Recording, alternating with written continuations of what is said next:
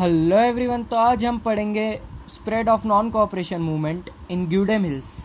ग्यूडेम Hills कहाँ पर है तो याद रखिए ये आंध्र प्रदेश में है और यहाँ पे जो ज़्यादातर लोग रहते हैं वो ट्राइबल कम्युनिटी से बिलोंग करते हैं, आदिवासी कम्युनिटी से, मतलब वो आदिवासी है। तो यहाँ पे जो मूवमेंट स्प्रेड हुआ था तो कैसे हुआ था, तो इसे समझने से पहले हमें पिछले पार्ट को समझना पड़ेगा कि हमने पहले क्या देखा कि नॉन कोऑपरेशन मूवमेंट अवध में कैसे स्प्रेड हुआ था, राइट। बट आज हम देखेंगे नॉन कोऑपरेशन मूवमेंट कैसे स्प्रेड हुआ था ग्यूडेम हिल्स में। So tribals led militant guerrilla movement in 1920s। तो 1920s का जो वक्त था स्टार्टिंग का, तब मिलिटेंट ग्यूरिला मूवमेंट क्या हुआ था, तो स्टार्ट किया गया था ट्राइबल्स द्वारा। इसमें क्या होता है, तो सिंपल चीज़ याद रखिए, जो आप स्कूल में करते हो वैसे ही होता है। आप किसी बच्चे को पीछे से मारते हो और छुप जाते हो, पता भी नहीं लगने देते किसे मारा है। उसी तरह इस मूवमेंट में वही होता है कि छुप के वार किया जाता है और पता भी नहीं चलता किसने वार किया, राइट। ये शिवाजी महाराज के वक्त से चलता आ रहा है। सो यही है। बट ये देखिए, ये जो लोग हैं, आपको झूठ लगेगा, ट्राइबल कम्युनिटी को किसी और से कुछ लेना देना नहीं होता, ये बात समझ लीजिए। बट इस चीज़ को इतने हम कह सकते कॉम्प्लेक्स चीज़ को करने का रीज़न क्या था। So there were 2 reasons. क्योंकि अगर आप इस चीज़ को कर रहे हो तो कुछ रीज़न तो होगा, अगर आप किसी को मार रहे हो कुछ रीज़न तो होगा ना। So first of all, forest acts reduce their access to forest. मतलब जो फॉरेस्ट एक्ट वगैरह लगे थे, रिजर्व फॉरेस्ट एक्ट और नेशनल फॉरेस्ट एक्ट, ये जो एक्ट्स लगे थे उस कारण क्या हुआ था, फॉरेस्ट का डिवीजन हो गया था, राइट। जैसे कि रिजर्व फॉरेस्ट और विलेज फॉरेस्ट। तो इस कारण क्या हो रहा था, जो एक्सेस था किसका, ट्राइबल्स का, किस पे, तो फ्रूट्स वगैरह, firewood, fruits, medicines and other resources of forest, वो कम हो चुका था। क्यों?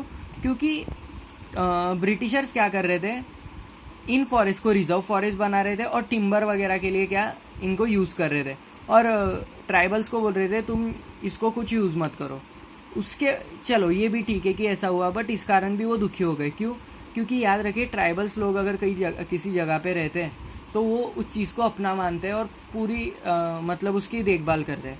And they also believe that the land on which they live is given to them by God. मतलब भगवान ने खुद उन्हें वो लैंड दी है। तो ये पहला रीज़न था कि उनका हक उनके लैंड से कम कर दिया गया था, पहली चीज़। और दूसरी चीज़ ये थी कि after this they were even force to do बेगार। बेगार क्या होता है, तो हमने पिछले पार्ट में देखा कि बिना पैसे के काम कराना। अब ब्रिटिशर्स ने ऐसा क्यों सोचा, तो अभी समझिए। क्योंकि ट्राइबल्स देखिए पहले अनएजुकेटेड होते हैं बट वो स्किलफुल होते हैं, ये बात याद रखिए। अनएजुकेटेड होना और एजुकेशन और स्किल, ये दोनों बहुत अलग अलग पैरामीटर्स होते हैं। ज़रूरी नहीं है जो स्किलफुल है वो हर बार एजुकेटेड हो। तो इस कारण क्या ब्रिटिशर्स ने सोचा, ये पढ़े लिखे तो है नहीं तो ये क्या अपोज करेंगे, बट स्किलफुल है, तो इन्हें रोड बनाने के लिए, रोड कंस्ट्रक्शन के लिए बेगार में इन्वॉल्व करें, मतलब बिना पैसे दिए इनसे काम कराया जाए।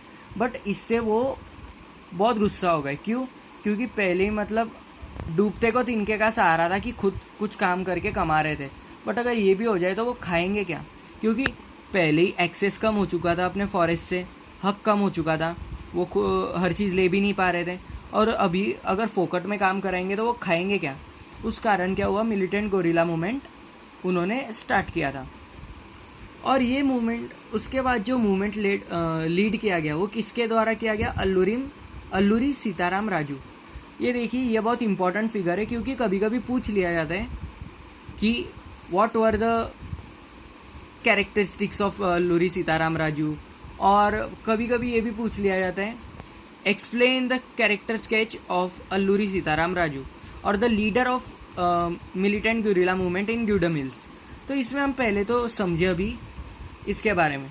ये भी एक ट्राइबल था, ये बात याद रखिए। And he was considered as incarnation of God, मतलब इन्हें भगवान का रूप माना जाता था। मतलब ये भगवान का रूप माने जाते थे। कैसे? एग्जाम्पल से समझिए, श्री कृष्ण को विष्णु जी का अवतार माना जाता है, उसी तरह इन्हें भी भगवान का अवतार माना जाता था। किसको? अल्लूरी सीताराम राजू को। किसके द्वारा? तो ट्राइबल्स द्वारा ही, means the rebellions against the Britishers. उसके बाद इनको भगवान का रूप माना जाता था, तो कुछ ना कुछ ऐसे फीचर्स तो होंगे ना जिस कारण ये कहा जा सके। क्यों? क्योंकि अगर किसी को भगवान की आप पोजीशन दे रहे हो या उनके अवतार की भी, तो कुछ चीज़ें ऐसी होती है जो एक्स्ट्रा ऑर्डिनरी होती है, सुपर नेचुरल होती है। जैसे कि अल्लूरी जी के केस में क्या थी, राजू जी के, so he could heal people.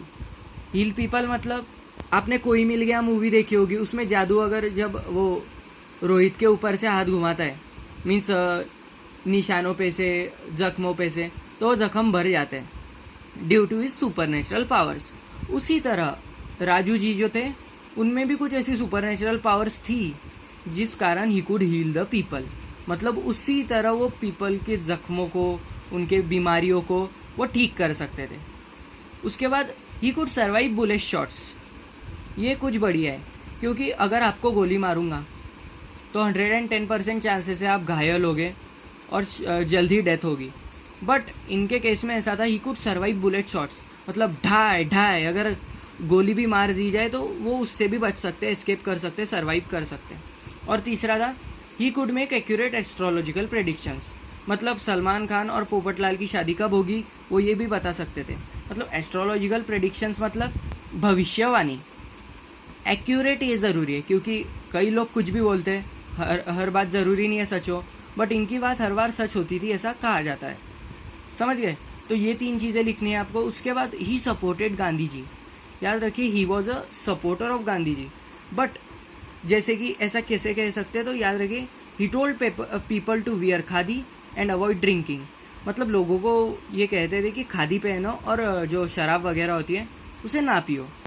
चलो ये पॉइंट तो आपको अगर आपने डीप में पढ़ा होगा तो पता होगा, बट खादी का तो आपने पढ़ा कि नॉन कोऑपरेशन मूवमेंट में खादी को वेयर करने का मतलब प्रमोशन किया गया था।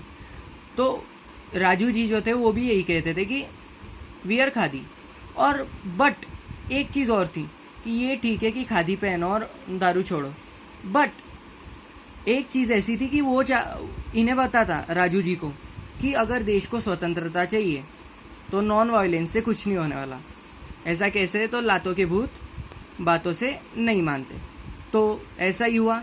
अल्लूरी जी जो थे उन्होंने भी बताया कि भले ही नॉन कोऑपरेशन मूवमेंट अच्छा है और गांधी जी की फिलॉसफी भी ठीक है, बट अगर देश को स्वतंत्रता दिलानी है तो नॉन वायलेंस से कुछ नहीं होगा। हमें थोड़े वायलेंट स्टेप, थोड़े नहीं बहुत ही वायलेंट स्टेप लेने पड़ेंगे, तभी हम ब्रिटिशर्स को हरा सकते हैं और इंडिपेंडेंस गेन कर सकते हैं। इनके आइडियोलॉजी मतलब नेताजी सुभाष चंद्र बोस और भगत सिंह की तरह थी। Then he was executed in 1924। तो 1924 में इन्हें मार दिया गया, ये बात याद रखिए। And he was remembered as a local hero. Local hero मतलब एक एरिया का। समझिए आपके मोहल्ले में कोई बहुत अच्छा क्रिकेट खेलता है, बट उसको आपके मोहल्ले के बाहर कोई नहीं जानता। So he will be the local hero of your नगर, एरिया, मोहल्ला। समझ गए? तो उसी तरह इन्हें भी लोकल हीरो की तरह माना गया। और इनकी डेथ कब हुई, मतलब इनको कब एग्जीक्यूट किया गया, मारा गया? तो 1924 में। तो यही था spread of non cooperation movement in Gudem Hills. So आज के लिए बस इतना ही। I hope you love the video. अगर समझ आ गया हो इसके बारे में और अल्लूरी जी के बारे में तो please like, share and subscribe.